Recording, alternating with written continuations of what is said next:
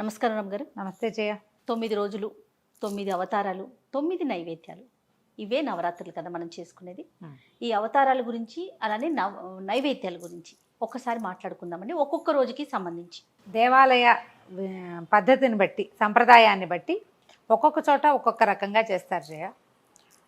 దుర్గగుడిలో ఒక రకం చేస్తారు. అవును. ఇక్కడ కనకదుర్గ గుడి అమ్మవారి దేవస్థానం, దుర్గామల్లేశ్వర స్వామి దేవస్థానంలో ఒక రకం, పెద్దమ్మవారి దేవాలయంలో ఒక రకం. ముందే చెప్పుకున్నాం మనం, శ్రీశైలంలో ఒక రకము, ఆలంపూర్లో ఇంకో రకము, శృంగేరి మఠాల్లో ఒక రకము, కంచి మఠాల్లో ఇంకొక రకం. ఏదైనా అమ్మవారి స్వరూపమే అనుకున్నాం కదా. నవదుర్గా స్వరూపాలు వెలయిస్తారు శ్రీశైలంలో. శైలపుత్రి, బ్రహ్మచారిణి, చంద్రఘంట, కూష్మాండ, ఈ స్వరూపాలలో స్కందమాత, కాత్యాయని ఆ స్వరూపాలు చేస్తారు. దానికి ప్రత్యేకంగా ఈవిడ ఇలా ఉంటుందని శ్లోకాలు కూడా ఉన్నాయి. ఆ శ్లోకం ప్రకారం ఆ సౌందర్యాన్ని ఆవిడ ఎలా ఉంటుందో స్వరూపం చూపిస్తారు. మనకి దుర్గాదేవి జనరల్ అన్ని దేవస్థానాల్లో చేసేది ఏంటంటే, మొదటి రోజున బాలా త్రిపుర సుందరి, బాలా స్వరూపంలో ఉంటుంది అమ్మవారు. మొదటి రోజు కాబట్టి పాడ్యమి నాడు బాల త్రిపుర సుందరి వేరు, బాలా త్రిపుర సుందరి వేరు. త్రిపుర సుందరి మళ్ళీ వస్తుంది, లలితా త్రిపుర సుందరి మళ్ళీ వస్తుంది. ఈ బాలా త్రిపుర సుందరిగా అవతారం వేసి మొదటి రోజున ఒక్కొక్క చోట ఒక్కొక్క రకం నైవేద్యం పెడతారు. ఈ బాలకి పసుపు రంగు వస్త్రాలు సమర్పిస్తారు, పసుపు రంగు గాజులు, కొన్ని చోట్ల ఎరుపు. ఇవేంటంటే ప్రాంత భేదం వల్ల కొంచెం కొంచెం మారుతాయి. నేను నా పద్ధతే చెప్తున్నాను. అట్లానే మీరు అనుసరించే విధానం. బాలా త్రిపుర సుందరికి పసుపు రంగు వస్త్రము, పసుపు రంగు గాజులు.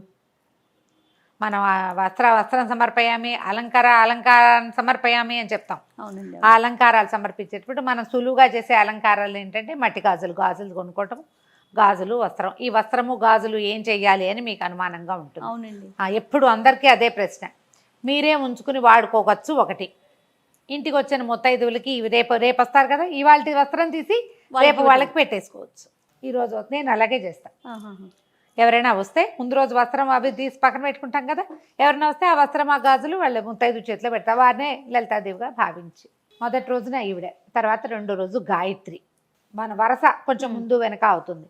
తర్వాత గాయత్రీ దేవికి ఏంటంటే ఆకుపచ్చటి వస్త్రము, ఆకుపచ్చని గాజులు, ఆమె కోసం అల్లపు గారెలు అట్లా చేస్తారు. అల్లం వేసిన గారెలు, మినపప్పు గారెలు చేస్తాం కదా, అల్లం వేసుకుంటాం. అల్లపు గారెలు చేసుకోవచ్చు. ఇప్పుడు వీటిల్లో పాటుగా మనం ప్రతిరోజు విధిగా కొన్ని పదార్థాలు పెట్టాలి అమ్మవారికి. ఏంటంటే మనము పూజ చేసే విధానాన్ని బట్టి మనం చాలా లలితా శాస్త్రం చదువుతాము, మళ్ళీ బాలా త్రిపుర సుందరికి స్తోత్రం చదివి, ఇంకేమిటో స్తోత్రాలు చదివి, బోల్డంత పుష్పార్చన, కుంకుమార్చన, నామానికి కుంకుమ ఇలా వేసేస్తాం కదా. నివేదన బాగా చేయాలమ్మా. ఈ నివేదనలో మనం ఏ పదార్థం చెప్పామో అది ఊరికే ఇంత చేసి పెట్టడం కాకుండా, మీరు విశేషంగా చేసేటప్పుడు ప్రతిరోజునా అంటే మీరు చేసేదాన్ని బట్టి చేసుకోండి.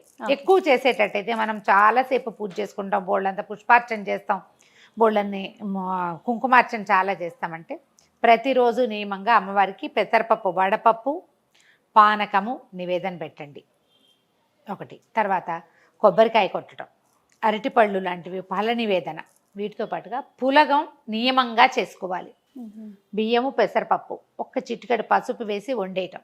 అది మనం అన్నంలాగా తినేసేయచ్చు, ప్రసాదం లాగానే కాదు. అందులో మామూలు కూర పులుసు అన్ని కలుపుకొని అన్నం భోజనంలాగా చేయొచ్చు.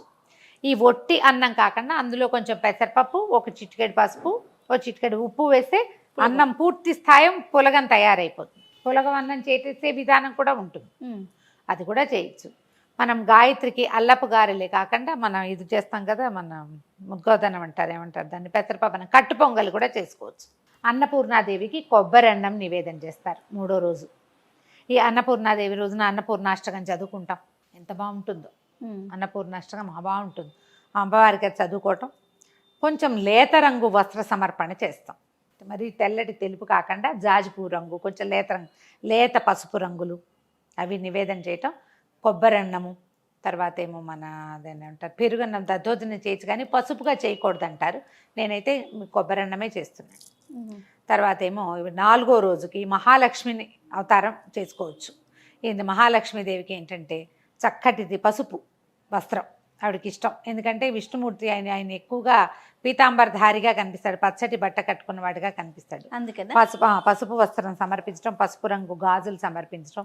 ఈవిడికి రవ్వ కేసరి ఒకటి పెడతారు ఒక నియమంగా. లేకపోతే శనగపప్పు లక్ష్మీదేవికి ప్రీతి అని చెప్తారు. శనగపప్పు బూరెలు, మనం పూర్ణాలు చేసుకుంటాం కదా, శనగపప్పు ఆమెకి ఇష్టము అని చెప్తారు. రవ కేసరి కానీ శనగపప్పు బూరెలు కానీ చేసుకోవచ్చు. తర్వాత 5వ రోజున లలితాదేవి అని చెప్తారు. బాలా త్రిపుర సుందరి కాకుండా ఇప్పుడు లలితా త్రిపుర సుందరి అవతారం వేస్తారు ఈ రోజున. ఈ లలితా త్రిపుర సుందరికి ఏంటంటే ఈమెకి ఉపాంగ లలితావ్రతం అని చెప్తారు. లలితా పంచమి ఆ రోజున 5. ఈ పంచమి నాడు మనము ఒకవేళ ముందు రోజుల్లో మొదలు పెట్టలేదనుకో, అసలు ఇలా చెయ్యం మనం. పంచమి నాడు ఒక్కరోజు లలితా త్రిపుర సుందరి లలితా సహస్రనామం చదువుకోవచ్చు మనం. చేయలేకపోతే 9 రోజులు చేయలేం, ఆఖరి రోజు చేస్తాం. పంచమి నాడు ఖాళీగా దొరికితే పంచమి నాడు చేసుకోవచ్చు. ఇలా ఉపాంగ లలితా వ్రతం చాలా బాగుంటుంది, చాలా మంచిదట. ఈ రోజున లలితా వ్రతం చేసుకుంటే, వ్రతం అంటూ ఏం పెద్దగా చేయలేకపోతాం. అమ్మవారిని పెట్టుకోవడం, బొట్టు పసుపు చూపించడం ఆమెకి, తర్వాత లలితా సహస్రనామం చదువుకోవడం. లలిత అష్టోత్తరం చదవండి ఈ రోజున. సహస్రనామం కంటే కూడా అష్టోత్తరం చాలా బరువుగా ఉంటాయి, తేలిగ్గా ఉండదు. నామాలు భలే బాగుంటాయి, పెద్ద పెద్ద సమాసాలు, చాలా పెద్ద పెద్ద నామాలు. లలిత అష్టోత్తరం చదువుకోవటం. ఈ లలితాదేవికి గుడాన్నము శాకాన్నము పెట్టచ్చు. శాకాన్నం అంటే కూరలు అవి వేసి మనం మన ఎలా అంటే కలగలుపు అన్నం అన్నమాట. పులుపు వేయం అందులో, అన్ని కూరలు వేసి బిర్యానీ చేస్తారు. మసాలా ఉల్లిపాయలు అవి వేయకుండా శాకాన్నం కూరలతోటి అన్నం వండుకోవటం. ఈ మలయాళీస్ వాళ్ళు అవియల్ అని చేస్తారు, కొబ్బరి పాలు పోసి కూర ముక్కలతో. అది మనం అన్నంతో పాటు వండి పెట్టచ్చు. గుడాన్నం పెట్టచ్చు, బియ్యము బెల్లము కలిపి వండుకుంటాం. పాయసం అయితే ఏం చేస్తాం మనము, పాలు పోస్తాం కదా పరమాన్నంలో, పాలు పోసుకుంటాం. ఇక్కడ పాలు పొయ్యకుండా బెల్లము అన్నం గుడాన్నం చేస్తాం. అది కూడా ఒక ప్రత్యేకమైన నివేదన, చక్కగా చేసుకోవచ్చు అది కూడా. తర్వాత ఏమైంది, మూలా నక్షత్రం వస్తుంది. మూలా నక్షత్రం నాడు సరస్వతి పూజ చేసుకుంటాం. కొంత విశేషంగా చేస్తాం కదా, విశేషంగా చేస్తాం. ఈ మూలా నక్షత్రపు ప్రత్యేకత ఏంటంటే అమ్మవారికి తెల్లని వస్త్రం, అంటే తెల్లటి ఎవరికి పెట్టం మనం. అందుకని తెలుపు మీద ఏదైనా డిజైన్ ఉన్నది పెట్టుకోండి. తెలుపు మీద ఏదైనా డిజైన్ ఉన్నది, ఎరుపు లేదా పసుపు రంగు గాజులు సమర్పించవచ్చు. అయితే ఈమెకి ఏం చెప్తారంటే పెరుగన్నము నివేదన, తర్వాత ఏమో కొబ్బరన్నము, తెల్లటి పదార్థాలు, పంచదారతో చేసిన పాయసము. మామూలుగా బెల్ల పాయసం చేసుకుంటాం కదా, ఈ రోజున మనం తెల్లని పంచదార పాయసం నివేదన చేయొచ్చు. సరస్వతి పూజ రోజున మనం పిల్లలతోటి ఏదైనా పుస్తకాలు అవి పెట్టి చక్కగా స్వస్తికో ఓంకారము వేసి అమ్మవారి దగ్గర పెట్టించి నమస్కారం చేయించండి. సరస్వతికి సంబంధించిన ఒక శ్లోకం చెప్పండి. మూలా నక్షత్రం రోజున మనం అక్షరాభ్యాసాలు చేయిస్తారు. కొత్త విద్య ఏదైనా మొదలు పెట్టదలుచుకున్న వాళ్ళు మొదలు పెట్టుకోవచ్చు, విశేషంగా చేసుకోవచ్చు. మూలా నక్షత్రం మిగిలిన చేయకపోయినా మూలా నక్షత్రం చేసుకుంటారు. అవును. ఇక్కడి నుంచి సప్తమి అష్టమి నవమి వస్తాయి కదా. అయితే సప్తమి నాడు ఒకవేళ మనం ఈ నక్షత్రం మూలా నక్షత్రం సప్తమి నాడు పడిందో షష్ఠి నాడు పడింది అనుకోండి, ముందు వెనక అయిపోతుంటాయి కదా తిథులు. మహాలక్ష్మిని ఇటు సరస్వతిని అటు తిప్పుకోవచ్చు అనమాట. ఎలా కుదిరితే అట్లా మన తిథులని బట్టి. నేను తిథులు చూడలే, మామూలు క్యాజువల్గా చెప్తాను. అవునులేండి. అక్కడి నుంచి దుర్గా, అష్టమి నాడు దుర్గని చేసుకుంటాం. ఈ దుర్గాదేవికి ఏంటంటే మనం గారెలు, తర్వాత ఏమో పాయసము, పులిహోర, మంచి కలర్ఫుల్గా ఉండేవి, బాగా ఎర్రటి మన ఏమంటే బెల్లం కూడా ముదురు రంగు బెల్లంతో పాయసం చేయమంటారు. ఎక్కువగా చిత్రాన్నమే పెట్టుకుంటాం, పులిహోర నివేదన చేస్తాం అమ్మవారికి. ఆమెకి ఇష్టం అని చెప్తారు. ఎంత ఎక్కువ చేయగలిగితే అంత మంచిది. కొద్దిగా ఇంత కలపటం కాకుండా నిమ్మకాయతో కాదు, చింతపండుతోటే చేసుకుంటాం. అక్కడి నుంచి ఈ అమ్మవారికి ఎరుపు వస్త్రం, ఎర్రని వస్త్రము, ఎర్రని గాజులు దుర్గకి సమర్పిస్తాం. అక్కడి తర్వాత రోజు మహర్నవమి. ఈ రోజున అమ్మవారు కాళరాత్రి స్వరూపంలో దర్శనమిస్తుంది. మహాకాళి స్వరూపాన్ని కూడా ఎరుపు వస్త్రాలు, ఎరుపు గాజులు. నలుపు అని చెప్తారు, అమ్మవారిని భీకర స్వరూపంలో వెలయిస్తారు. మనం ఆ రోజున మహాకాళి ఏం చదువుకుంటాం, మహిషాసుర మర్దిని స్తోత్రము అలాంటివి చదువుకోవచ్చు. ఆయుధ పూజలు చేస్తారు. మహర్నవమి నాడు ఆయుధ పూజ చేసే అలవాటు ఉంటే విజయదశమి నాడు చేసుకోవచ్చు, మహర్నవమి నాడు చేసుకోవచ్చు. ఈ నవమి అమ్మవారి కాళరాత్రి స్వరూపంతో ఇది పూర్తయిపోతుంది. అమ్మవారికి మహర్నవమి నాడు గారెలు నివేదన చేస్తారు. మినుము మంచిది. మినుము ఏంటంటే ఐరన్, ఆ, తర్వాత ఏమో మాంసంతో సమానమైన ఆహారంగా చెప్పబడుతుంది. ఎక్కువ బలం కలిగింది కాబట్టి. మినప వడలు కాకపోతే అలసంద వడలు కూడా చేసి పెట్టచ్చు ఇప్పుడు మ్మ్. ఈ రోజున. అలసందలు ఉంటే అలసందల వడలు కూడా చేసి పెట్టచ్చు. కానీ మనం రోజు విధిగా చేసేటువంటి పానకము అవన్నీ ఉన్నాయిగా, అవన్నీ అవన్నీ అప్లై చేసేయటమే అవన్నీ. ఇక చివరి రోజు ఈ 9 రోజులు ఇదైతే 10వ రోజున అపరాజిత పూజ చేసుకుంటాం. ఇది 10 లేదు ఈసారి, బహుశా 9, 10 కలిపే వచ్చేసి ఉంటాయి.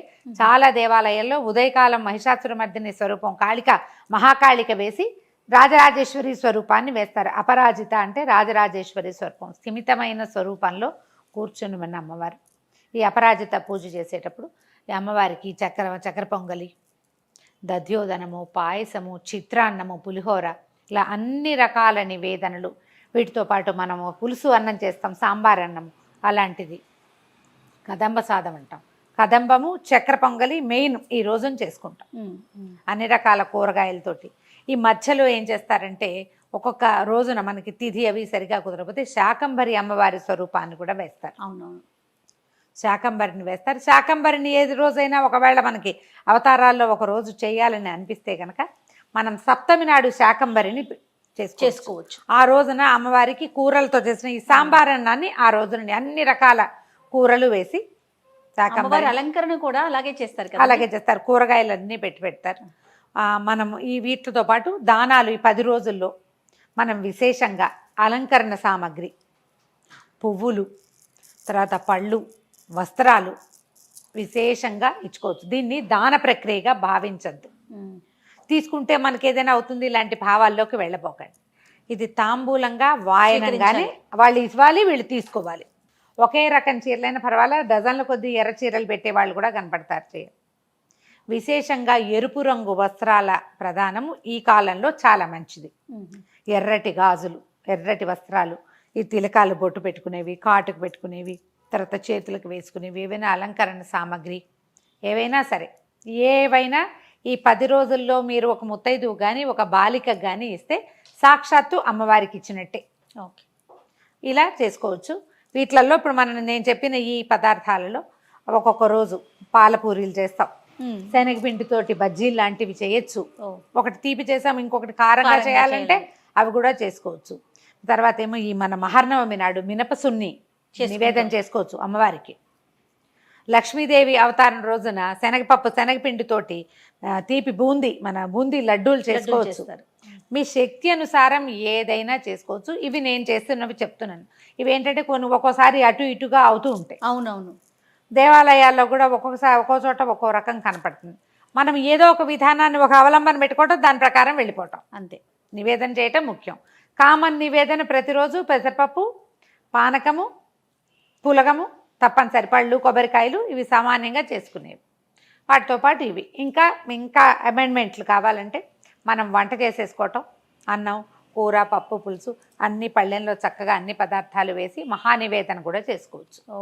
ఆ కంచంలో పప్పు, కూర, పులుసు, చారు, ఒక బిళ్ళ పెరుగు, నెయ్యేసి ఓ బెల్లం ముక్క పెట్టి అన్నంలో చక్కగా నెయ్యేసి అవి ఒక మంచినీళ్ళ గ్లాస్తో సహా తీసుకెళ్ళి అమ్మవారి ముందు పెట్టి, ఇదిగో ఇవాళ నివేదన ఇది, నేను ఇవి చేసుకున్నాను, మీరు ఇవేమి విశేషాలు చేయలేకపోతే అన్న నివేదన చేయండి. ఎంత అద్భుతమైన నివేదనో అది. అరటిపండు పొలిచి దాంతోపాటు పక్కన పెట్టడం, చూపించటం ఎంత బాగుందో చూడు, అద్భుతం కదండి. ఎలా కుదిరితే అట్లా చేసుకోండమ్మా. ఇదే చెయ్యాలి, ఇలాగే చెయ్యాలని కాదు, అసలు చేయాలి అంతే. అది నియమంగా పెట్టుకోవటం, అదొక్కటి నియమంగా పెట్టుకుని పండగ చక్కగా జరుపుకోండి. పిల్ల పాపలతో హాయిగా ఉందాం. సంతోషం రమ్మ గారు. నమస్తే. నమస్తే.